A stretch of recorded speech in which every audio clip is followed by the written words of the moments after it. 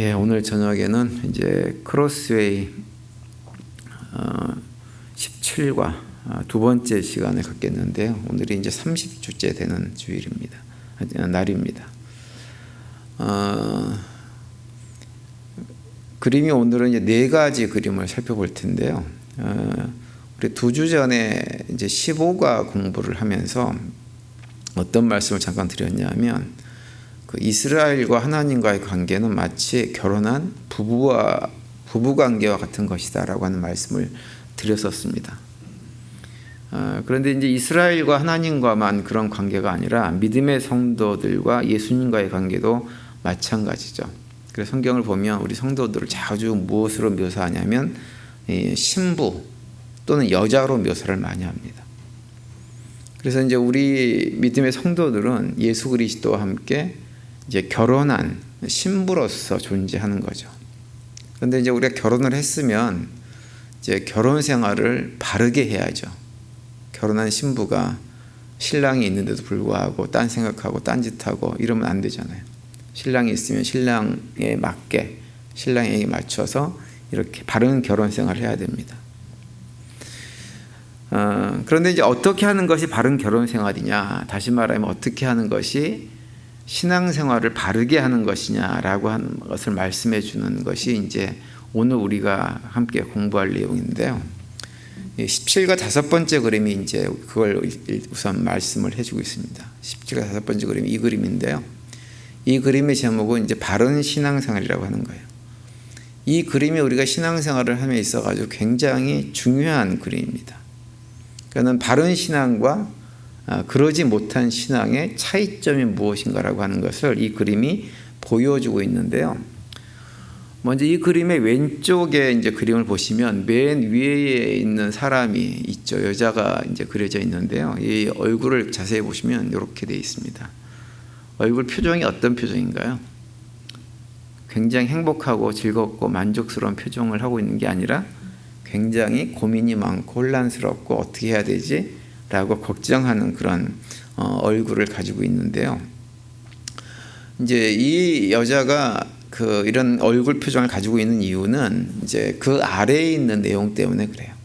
그 아래에 있는 내용이 이렇게 되어 있는데, 그 아래에 있는 그림이 뭐냐면 세례를 받은 세례 상징을 한 이미지가 그려져 있고, 그 아래에 십계명 돌판이 그려져 있죠. 율법을 상징하는 거예요. 그리고 이제 퀘션 마크가 이렇게 있죠. 퀘션 마크. 그리고 그 안에 보면 뭐라고 써 있냐면 잘 보이지는 않는데 영접 이렇게 써 있습니다. 그래서 이게 이제 뭘 의미하는 것이냐면, 이 사람은 우리가 세례를 받고 나서 하나님께서 우리에게 주신 계명 율법을 잘 지키면 하나님께서 나를 영접해 주지 않을까라고 퀘션 마크를 가지고 신앙생활을 하고 있는 거예요. 많은 분들이 이런 모습으로 사실 신앙생활을 많이 합니다.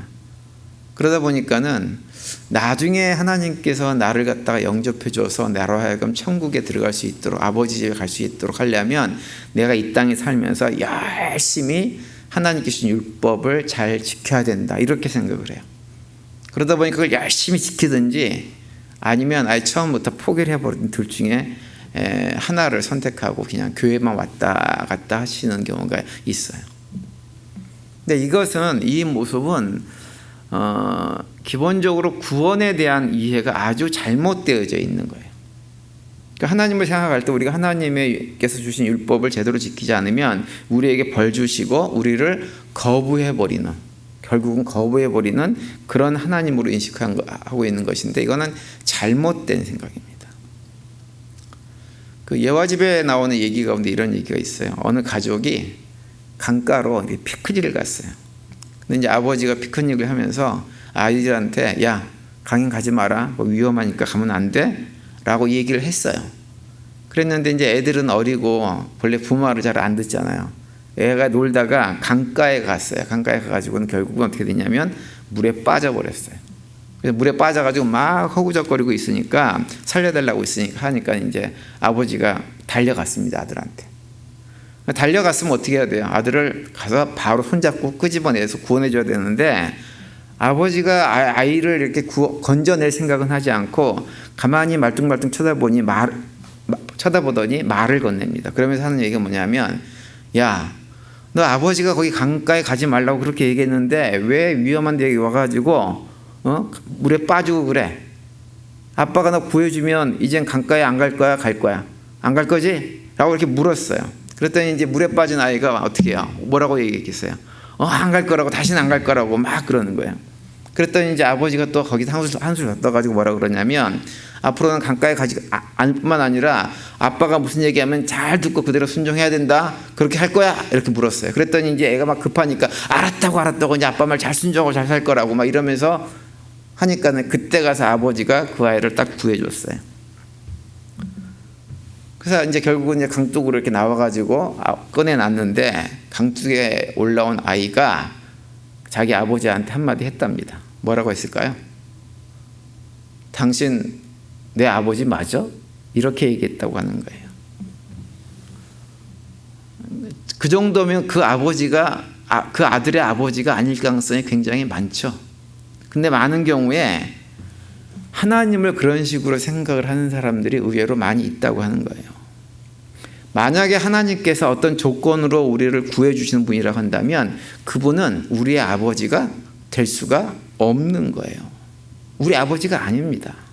그런데 우리 자꾸 그런 생각을 해요. 우리가 하나님께서 주신 계명을 잘 지키면 우리를 영접해주고 율법을 지키지 않으면 우리 갖다 버리고 그럴 뿐이라고 생각을 하는 거예요. 이제 그런 경우를 우리가 흔히 뭐라고 얘기하느냐, 그렇게 생각하면서 신앙생활하는 사람들을 율법적인 크리스찬이다 이렇게 얘기합니다. 그리고 과거에는 실제로 우리가 신앙생활을 그렇게 배웠어요. 그렇게 신앙생활을 해야 된다고. 그래서 율법을 지키는 것이 굉장히 중요했습니다. 성수주의를 해라, 11조 내라, 교회 봉사해라, 뭐 어디 선교 가라, 뭐 이런 거 해가지고 교회에서 뭐 이렇게 하라고 하면 그거 열심히 해야지 구원받는다고 생각을 실제로 했었습니다. 그래가지고 혹시라도 내가 이 구원을 잃어버릴까봐 막 전전긍긍하면서 살게 만들었죠. 요즘 이상한 교회들 보면 그 이상한 교회들은 여전히 그런 일을 하고 있어요. 심지어는 우리 교회 떠나면 구원 없다 막 이러면서 교회 옮기면 구원 지옥 간다고 막 이러면서 멀쩡한 교회가 그런 얘기를 하시는 목사님들이 있다고 믿습니다. 물론 교회 봉사 열심히 하고 주일 예배 출제를 잘 지키고 수혜비도 잘 나오고 교회 헌금 생활도 열심히 하고 봉사도 열심히 하고 하는 건 중요해요. 그런데 그것이 중요하지만 그런 것들이 우리의 구원과 관계 있는 것은 아닙니다. 그런 것들을 열심히 잘하면 구원받고 그런 것들을 열심히 안 하면 구원을 잃어버리는 것이 결코 아니에요. 다만 이제 그런 것들이 중요한 것은 뭐냐 하면 우리가 그걸 열심히 잘하면 왜 열심히 하라고 하느냐, 구원을 잃어버릴까 봐 그런 것이 아니라 그런 것들을 열심히 하면 열심히 하는 것만큼 우리에게 돌아오는 영적인 유익이 굉장히 많기 때문에 그런 일들을 하라고 자꾸 권면하는 것뿐입니다. 그래서 여기 그림에서 왼쪽에 있는 사람처럼 신앙생활을 해서는 안 된다고 하는 거예요. 하나님께서 기뻐하시는 신앙생활 방식이 아니에요. 그럼 누구처럼 해야 되겠어요? 이 그림에서 오른쪽에 있는 사람처럼 해야 돼요. 그래서 오른쪽에 있는 사람 맨 위에 얼굴 보면 어떤 얼굴입니까? 해피한 얼굴이죠. 잘 보이지는 않아요. 시커멓게 그려놔가지고 잘 보이지는 않는데 굉장히 해피해가지고 웃고 있는 표정이 아주 기쁨이 넘칩니다. 근데 이제 이분의 이제 아래 내용을 보면 이분은 이렇게 신앙생활하는 사람이에요. 맨 위에가 뭐라고 써 있냐면 잘 안 보이지만 지금 영접 이렇게 돼요. 지금 영접. 그 다음에 영접하고 나서 세례를 받고 그 다음에 맨 밑에 손을 들고 찬양하는 모습이죠. 그죠? 그렇게 되어 있는데 그 안에 써 있는 것은 뭐냐면 뭐라고 되어 있냐면 마땅히 되어야 할 자가 되라라고 되어 있어요. 그렇게 되어 있습니다. 근데 이제 여기 그림에서 맨 위에 지금 영접이라고 써져 있는데요. 이 지금 영접은 세례 받기 전에 영접한다는 얘기인데 누가 누구를 영접하는 걸까요?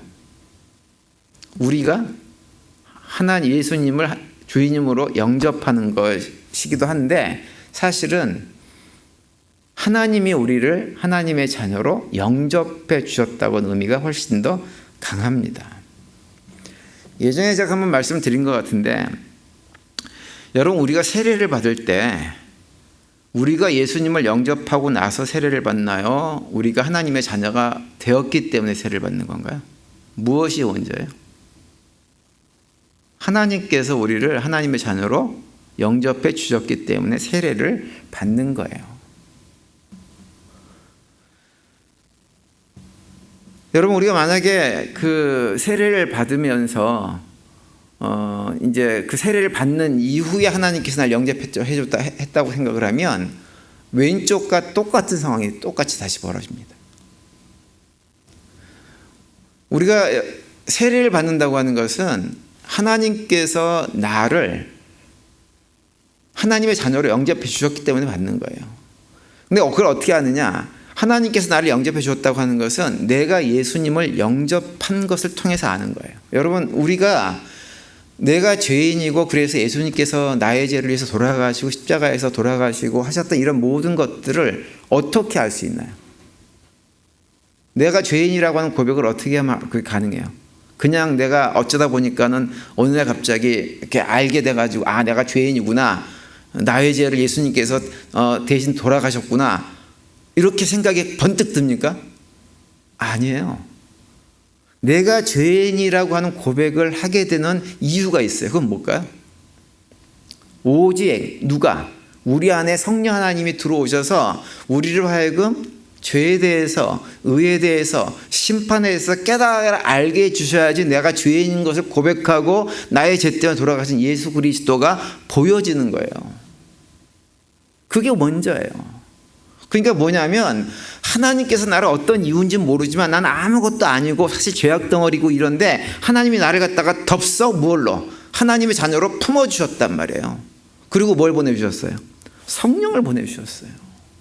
그 성령 때문에 아, 내가 죄인이구나 라고 하는 것을 깨달아 알게 되고 아, 내가 회개해야 되겠다 라고 생각하고 회개의 증표로 뭐래요?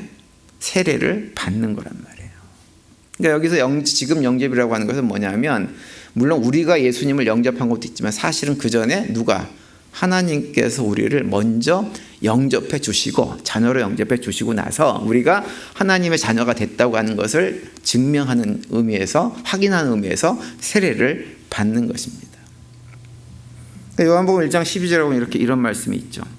영접하는 자 곧 그 이름 믿는 자들에겐 하나님의 자녀가 되는 권세를 주셨으니, 이게 영접하는 자들에게 하나님 자녀가 되는 권세를 주셨지만 사실은 이미 영접하기 전에 하나님 자녀가 된 거예요. 같은 동시에 일어난 일이지 뭐가 먼저고 뭐가 다음이 아닙니다. 동시에 일어나는 거예요.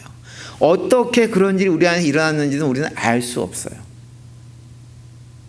누군가에 의해서 복음이 전해져서 그 복음 전해진 복음을 듣고 예수님을 영접하고 내가 죄인임을 깨달아 알 수도 있고 어떤 여러 가지 경로를 통해서 내가 예수님을 믿어야 되겠다는 마음이 들고 동시에 하나님 자녀가 되어지고 이런 일이 벌어지고 그러고 난 다음에 모든 것을 갖다가 확인하는 차원에서 세례를 받는 것입니다.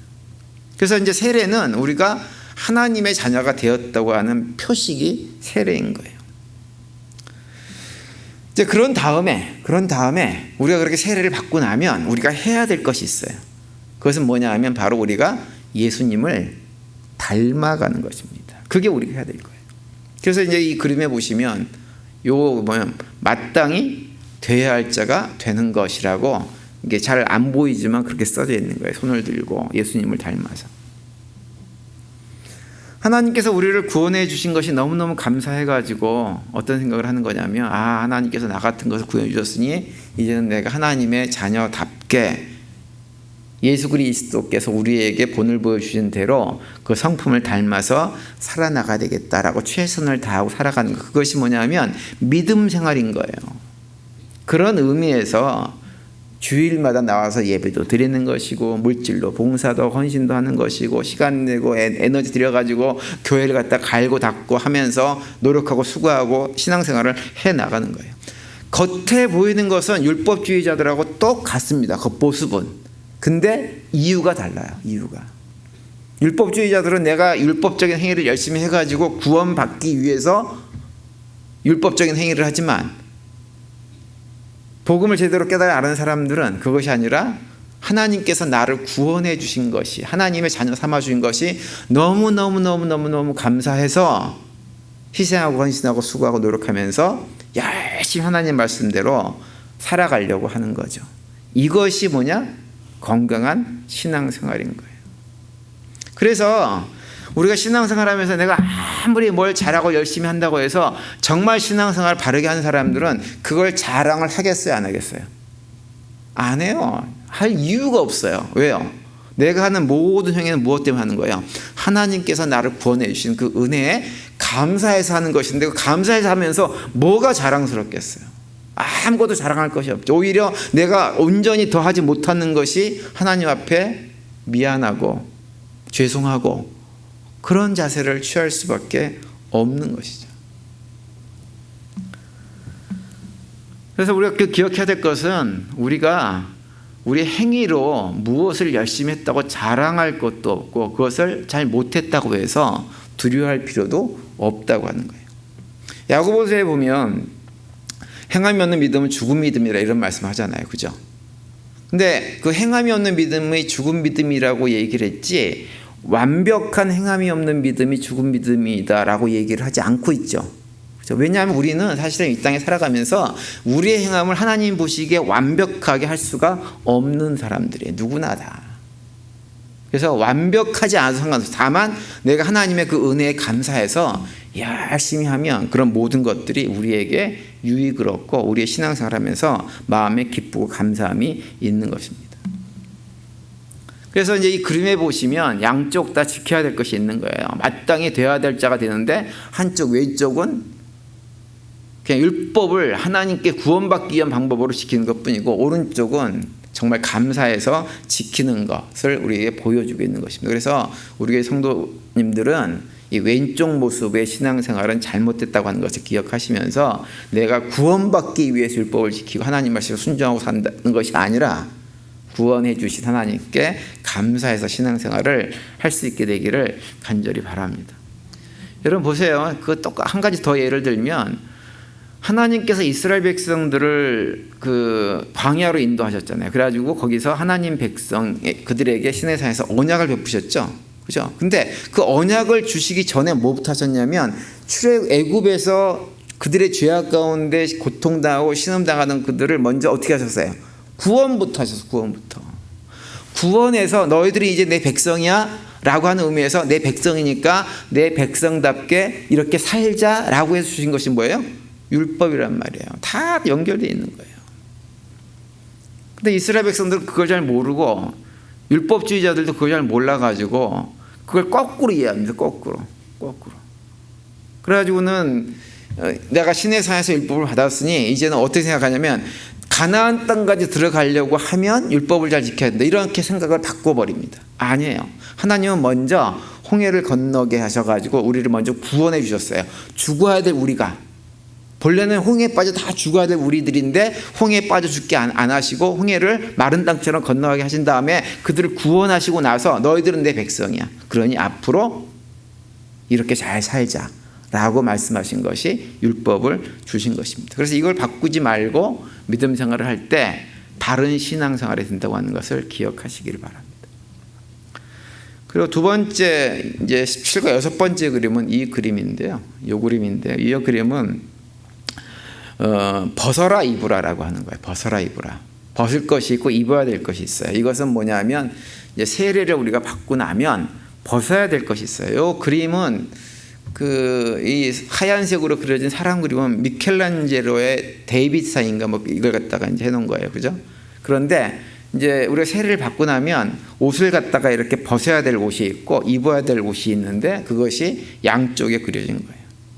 그러니까 세례라고 하는 것은 뭐냐?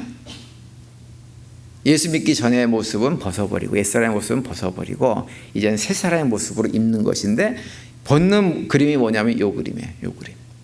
뒤에 보면은 굉장히 낡은 옷입니다. 낡은 옷인데, 낡은 옷의 내용이 뭔가요? 자기만 사랑하는 거예요. 자기만 사랑. 그리고 하나님을 찬양하지 않아요. 자기중심적으로 그냥 자기 욕심대로 살아가는 거예요. 이런 모습은 버려야 된다고 하는 거죠. 그리고 이제 오른쪽에 있는 그림은 옷이 그림이 없네. 이 그림이 빠졌네요. 오른쪽에 있는 그림은 이 그림이에요. 작은 그림이지만 보시기 바랍니다. 예. 이 오른쪽에 있는 그림은 새 옷이에요.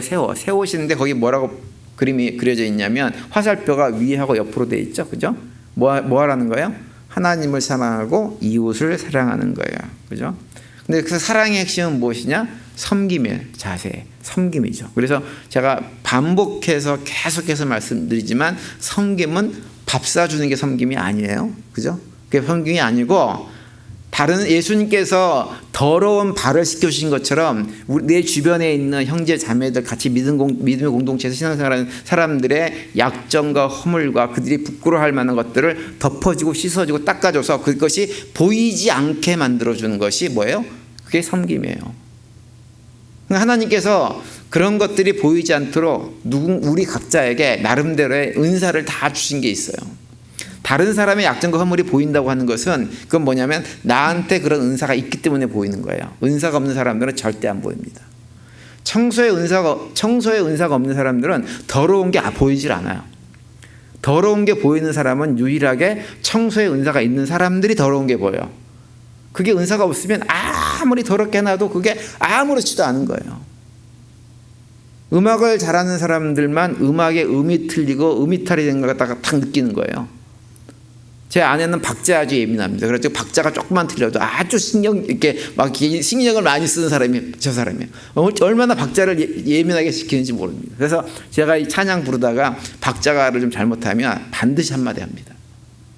그게 다 은사예요, 은사. 다른 사람의 문제가 보이는 것은 나한테 은사가 있어서 어떻게 하라는 거냐면 하나님께서 나로 하여금 그걸 갖다가 덮어주는, 그 사람이 못하는 것을 나보고 대신하라고 그 은사를 주셨기 때문에 그게 보이는, 그것이 무엇이냐? 섬김입니다. 그래서 이제 우리가 그런 옷을 입어야 되는데 안타까운 건 뭐냐면 이걸 알면서도 우리가 잘 안 돼요. 잘 안 되고 언제까지 해야 되냐면 나중에 이제 우리가 이 세상을 하직하고 이 육신의 옷을 벗고 예수님처럼 부활체의 옷으로 다 갈아입을 때, 그때 가서야 이렇게 그런 어떤 우리 옛사람의 모습 굴레에서 좀 벗어나며 살 수가 있는 것입니다. 그래서 우리가 이제 그래도 이 땅에 살면서라도 예수님을 닮아서 하나님을 사랑하고 이웃을 사랑하며 살아가면 어떻게 되냐면 옛사람의 모습 때문에 여러 가지로 나를 갖다 속박하고 불편하게 만들고 힘들게 만들었던 어떤 상황들로부터 내가 예수님을 닮아가면 닮아갈수록 어떻게 되냐면 점점 자유함을 누리며 살 수가 있게 되어지는 것입니다. 그래서 예수님께서 요한복음 8장 31절과 32절에서 이렇게 말씀을 해주고 있죠. 그러므로 예수께서 자기를 믿는 유대인들에게 이르시되 너희가 내 말에 거하면 참으로 내 제자가 되고 진리를 알진 진리가 너희를 자유케 하리라, 이렇게 말씀하고 있어요. 예수님의 말씀에 거한다고 하는 것은 어떤 의미냐면 예수님께서 보여주신 삶의 모범을 따라 산다는 말이기도 합니다. 우리가 예수님께서 보여주신 삶의 모범을, 본을 갖다가 따라 살면 살수록 어떤 일이 벌어지냐면 우리가 자유하게 되는 거예요. 그래서 우리가 스스로 좀 생각을 해보실 필요가 있어요. 내가 살면서 늘 이게 불편해. 자유롭지가 않아요. 뭐가 얽매여 있어요. 그러니까 내가 무엇인가 끌려다닌다는 생각이 드는 어떤 요소가 우리 각자에게 있을 거예요. 그래서 그게 답답한 마음이 드는 분들이 계실 거라고요. 그럴 때 그것으로부터 벗어나는 유일한 길은 무엇이냐면 우리가 예수님의 말씀에 순종하고 예수님을 본받아서 살아가려고 노력할 때 거기서 벗어날 수 있는 가능성이 열리는 것입니다. 그러지 않고서는 나를 계속 끌고 어떤 상황이 되면 항상 그 같은 실수를 반복하고 잘못을 반복하고 그것부터 벗어날 수가 없는 거예요. 거기서 벗어날 수 있는 유일한 길은 무엇이냐? 예수님을 잘 살피고 예수님께서 걸어가신 그 길을 걸어갈 때, 또는 예수님께서 우리에게 주신 말씀들에 순종할 때 우리가 그 얽매인 어떤 것으로부터 자유함을 누리면서 살 수가 있는 거죠. 그래서 이제 다음 그림이 이제 예수님의 모습을 닮아가라고 하는 차원에서 그려진 그림인데 이 그림이에요. 이 그림의 제목이 그리스도를 닮자입니다. 닮자. 그래서 이제 윗부분 보시면 자세히 보시면 이렇게 돼 있어요. 이런 그림이에요. 위하고 아래하고 여기서 그림이 다르죠. 위에는 이미 그려져 있는 것이 거의 인쇄가 되어져 있는 그림이고요. 아래는 위에 있는 것을 그대로 손으로 이렇게 베껴서 그리는 거예요. 이게 뭘 얘기해 주냐면 위에 있는 그림은 뭐예요? 예수님의 모습이에요.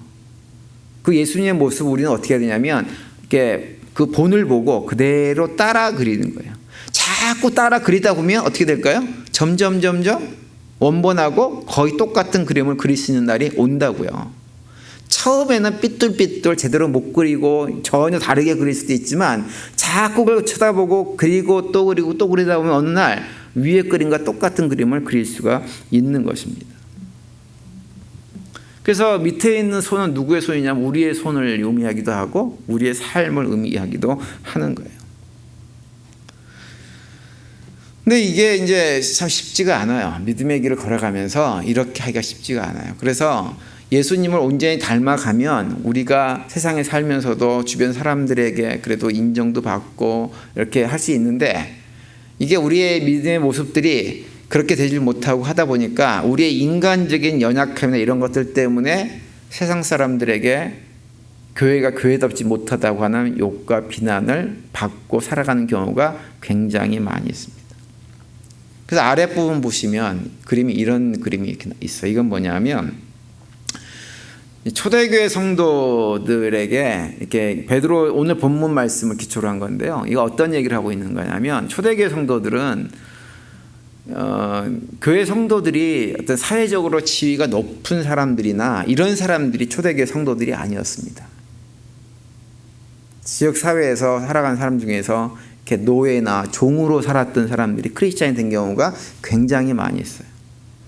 그러다 보니까 본인들이 예수를 믿는다고 얘기는 하면서도 만약에 주인에게 잘못된 행동이나 말이나 하고 그릇된 삶을 살게 되어지면 주인에게 박해를 받게 되는 상황이 벌어지는 거예요. 그런데 이 그림의 의미는 뭐냐면 그런 식으로 박해를 받아서는 안 된다고 하는 것이 이 그림의 내용이고 오늘 본문 말씀의 내용입니다. 오늘 본문 19절과 20절에 보면 이렇게 말씀을 하고 있죠. 부당하게 고난을 받아도 하나님을 생각함으로 슬픔을 참으면 이는 아름다우나 죄가 있어 매를 맞고 참으면 무슨 칭찬이 있으리요. 그러나 선을 행함으로 그 고난을 받고 참으면 이는 하나님 앞에서 아름다우니라 이렇게 말씀을 하고 있습니다. 그러니까 주인들에게 고난을 당할 때 그 고난이 주인이 억지를 부려서 당하는 고난이어야 된다고 하는 거예요. 우리가 잘못해서 당하는 고난이 돼서는 안 된다고 하는 거죠. 그렇게 하려면 어떻게 되느냐? 우리가 우리의 삶을 철저하게 예수님을 점점점 닮아가는 삶을 살려고 애를 써야 된다고 하는 거예요. 그래야만 주인에게 또는 그런 당시 어떤 사회적인 상황 속에서 어떤 로마 제국의 어떤 압제 이런 것으로부터 설령 고난을 받는다고 해도 그 고난이 부끄럽지 않은 고난이 될 수 있게 되는 것입니다. 아름다운 고난이 되는 거예요. 그러한 삶을 살아갈 때 어떻게 되느냐? 우리가 하나님을 찬양하는 삶을 살 수가 있게 되는 거예요. 그래서 오늘 보면 21절에 보면 이렇게 말씀하고 있죠. 이를 위하여 너희가 부르심을 입었으니 그리스도도 너희를 위하여 고난을 받사 너희에게 본을 끼쳐 그 자취를 따라오게 하려 하셨느니라 이렇게 말씀을 하고 있어요. 예수님께서 우리에게 본을 끼쳐서 그걸 따라오게 했으니 우리가 그걸 따라가면서 그 삶을 닮아가 살아가는 것이 여러 가지 우리의 고난이 많이 있는 상황 속에 살아가지만 그 가운데서도 하나님께 영광을 올리고 찬양을 올려드리는 바른 신앙생활이다라고 말씀을 하고 있는 거예요. 여기서 본이라고 할 때 이 본이라고 하는 말의 원어를 보면 휘포스 람모스라고 하는 단어예요. 휘포르 람모스라고 하는 단어는 어떤 의미냐면 우리 옛날에 그 어릴 때 학교에 가면요.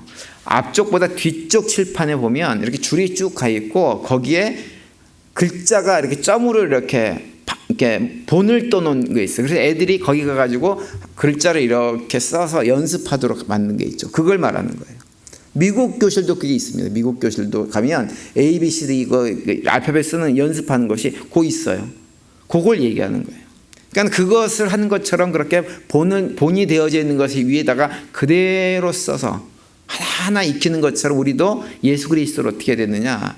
본을 따라서 따라가는 삶을 살아가야 된다고 하는 거죠. 그런데 그 본을 따라 살아가려면 전제 조건이 있어요. 하나가. 그게 뭘까요? 우리가 예수님을 잘 알아야 돼요. 예수님을 제대로 알아야 돼요. 알아야지 본을 따라가죠. 예수님을 하나도 모르면 예수님을 무슨 수로 따라가겠어요? 그래서 예수님의 본을 따라 살려면 우리가 해야 될 것은 뭐냐 하면 열심히 말씀을 읽고 묵상을 해야 됩니다. 특별히 복음서에 있는 예수님의 모습들을 하나하나 살펴보면서 그 모습 속에서 내가 예수님이 이렇게 살았구나, 나도 이렇게 살아야 되겠다라고 할 때 우리가 예수님의 모습을 조금씩 점점 닮아갈 수가 있게 되어지고, 그런 삶을 통해서 하나님께 영광을 올릴 수가 있게 되어지는 것입니다.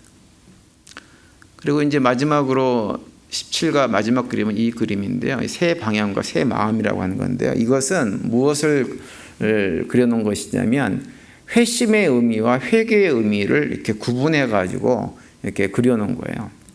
사실 회심과 회개가 어떤 차이가 있느냐라고 할 때 크게 큰 차이는 없어요. 근데 이 크로스웨이 성경 공부 교재는 회심과 회개를 이렇게 좀 구분해 놓고 있는데, 제가 이거 공부를 하면서 가만히 생각해 보니까 이게 참 잘 설명을 해 놓고 있는 그림이라는 생각이 들어요.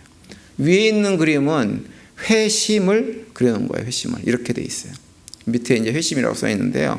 여기 보시면 아래 신발들의 방향을 보세요. 방향이 맨 왼쪽에 있는 신발들은 신발을 신고 있는 사람은 왼쪽으로 가고 있죠. 근데 그 옆에 있는 사람들은 신발 방향이 바뀌었어요. 그죠? 어디로 바뀌었어요? 어떤 그림이 있는 쪽으로? 하나님 사인이 있는 쪽으로 바뀌었다고 하는 거예요. 그래서 이제 맨 왼쪽에 있는 사람은 어디로 가는 사람일까요?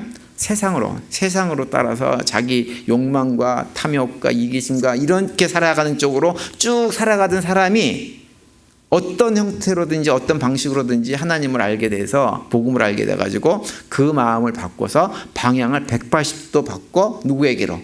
하나님에게로 방향을 바꾼 것이 뭐예요? 회심이라고 하는 거예요. 회심.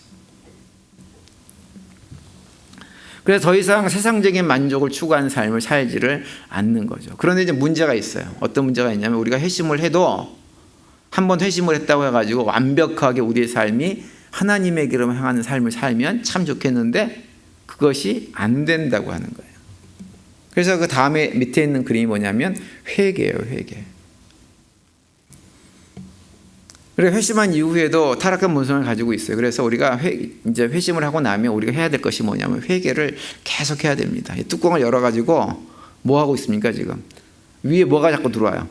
하나님의 이미지가 자꾸 들어오고 뭐가 또 나갑니까 밖으로?